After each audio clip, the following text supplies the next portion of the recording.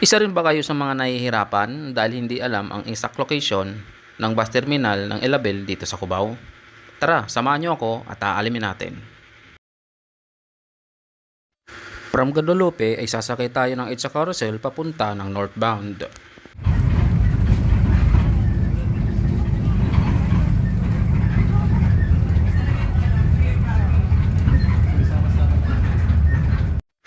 At dahil hindi MRT ang sinakyan natin, kaya dito tayo bumaba sa Main Avenue.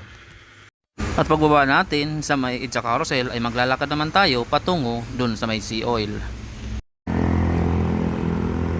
Galing dun guys sa may Sea Oil, dito kayo dadaan sa may Barangay Socorro, dito sa may STI. So kung gusto yung lakarin papunta ng Pituason, Elabel Terminal. So pwede rin kayo mag-tricycle, meron din tricycle din dito, pwede kayo magpahatid doon. So ako, ang gagawin natin ay lalakarin natin papunta doon para makita natin yung mga mga landmark na pwede ko ibigay sa inyo upang mapunta nyo agad yung Elabel Bus Terminal. So let's go, samahan nyo ako. Dito nga ay habang naglalakad tayo ay nadaanan natin ang Araneta City at ang Alimol. Dito nga ay nakasalubong din natin ang bus na Elabel na galing ng terminal.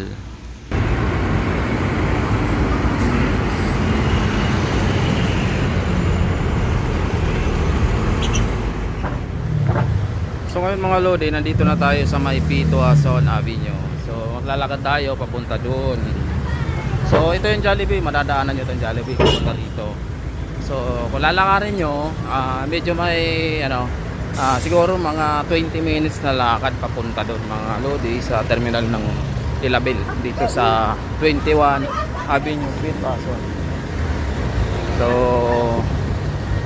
diretso lang tayo, taglalakad tayo dito sa mga. So medyo ma-traffic na oh. So let's go. So ngayon guys, malapit na tayo sa Elabel Bus Terminal. So nandito na tayo sa kahabaan ng Pituason 21 Avenue. Yung Shell Top, pag nakita nyo yan, eto may madadaanan kayo dito Burger King. So diretso nyo lang, makikita nyo yung McDo.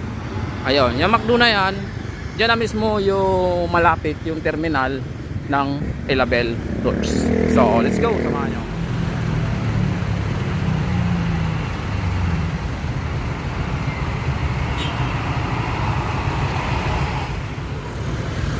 So ayun mga lodi, nandito na tayo sa terminal ng Elabel. So pag nakita nyo yung yan, mataas na building na yan, nandito na yan sa baba, yung terminal ng Elabel. So papakita ko sa inyo. So yung landmark natin dito, yung McDo. Ito. Ito yung McDo mga lodi, ayan o. Yan, dito lang yan. Pag natanaw nyo yan, nandito lang yung Elabel Bus Terminal. So linggo tayo pumunta mga lodi kasi nga nakita ko na mayroong mga bagong unit ng Kinglong na hinatid dito, pero ngayon hindi ko sure kung nandyan pa yung mga Kinglong nila, kaya pumunta tayo dito at naibalag din rin natin sa mga hindi kasi nakakaalam ng terminal dito. Hirap sila pumunta dito sa Elabel Terminal ng Cubao. So ayun mga lodi, natatanaw ko na yung yung navigator na Golden Dragon. Ayun. So ayun, nandito tayo sa kabila dumaan kasi para mas makita sa video natin yung terminal. So ito yung building na sinasabi ko mga lodi. Yan. So ang terminal nila nandito, ayan oh. Yan ang terminal ng Elabel dito sa Pituason 21 Avenue. So ang pinaka landmark mga lodi rito ay yung McDo, yung pinakita ko sa inyo. So ayan na ha. Sana guys nakatulong yung video natin sa pag-aalam ng mga bus terminal dito sa Cubao. So kung may mga tanong, mag-comment lang kayo sa baba at ituturo ko sa inyo yung mga terminal dito sa Cubao, kung anong bus terminal ang gusto nyong alamin. So nandyan yung nandyan yung mga Kinglong, ayan naka-parking pa. Pero wala pang biyayan mga lodi kasi delivery pa lang yan, ayan So medyo hapon na kasi, medyo traffic na.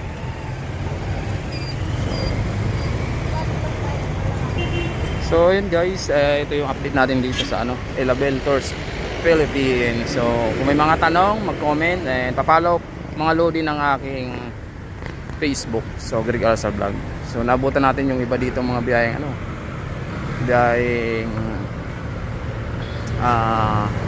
Irusin, Sorsogon, Naga, tsaka yung mga Bisaya nandito rin mga Lodi. So hanggang dito na lang ang video natin mga Lodi at mamimitik tayo dito sa Ilabel.